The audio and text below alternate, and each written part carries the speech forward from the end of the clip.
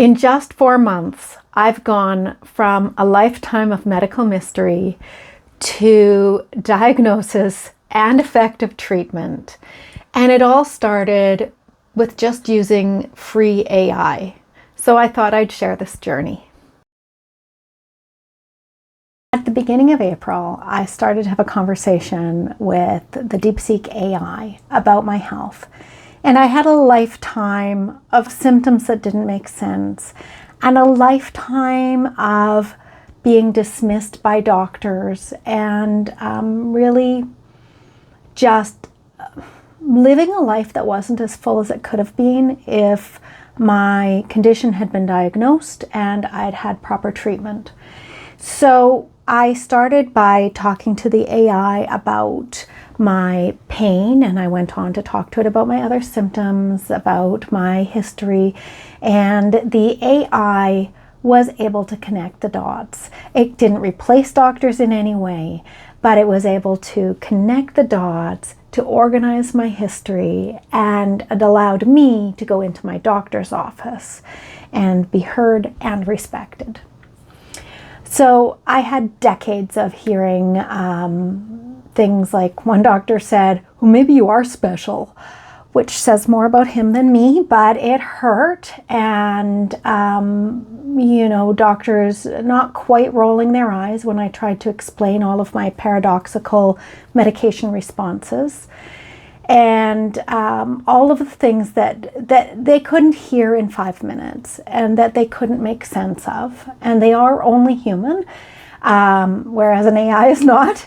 But because my symptoms didn't fit a picture that they were familiar with, and because my symptoms were multisystemic and specialists only see one thing in their area of specialty, and my symptoms didn't look connected, that all made it really hard for doctors to treat me. And I think sometimes when doctors or other people feel powerless in a way, they become skeptical. It might be maybe a natural response, but it's not a pleasant one. And it does lead to you as a patient doubting your own story, believing maybe there's nothing really wrong, it's all in my head. And that's really dangerous, because for me at least, I stopped trying for a while to talk to doctors and explain things. And then that leads to you censoring yourself in your relationship with your doctor, which is unhealthy.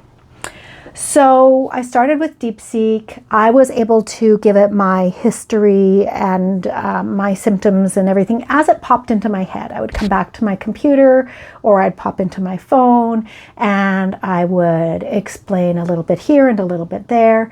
The AI kept track of everything. In DeepSeek, you have to start a new page from time to time, so you'd have to get it to summarize and start again. But it was incredible to have it hear me, believe me, and begin to make sense of things. And I learned a lot of strategies. I'll make another video about how to talk to AI so that you're not going down rabbit holes or just hearing what it thinks you want to hear. But my first conversation with it, it mentioned one of my current medications as one of the possibilities, and it mentioned my condition as one of the possibilities. And so it was that fast that it started to put pieces together. It helped me prepare for a conversation with my doctor so that I could get the appropriate referral, and it helped me prepare for a conversation with that specialist so that I could get the appropriate treatment. And I knew going in what the treatment options were, so I was an informed patient. And I have an amazing doctor now and an amazing specialist.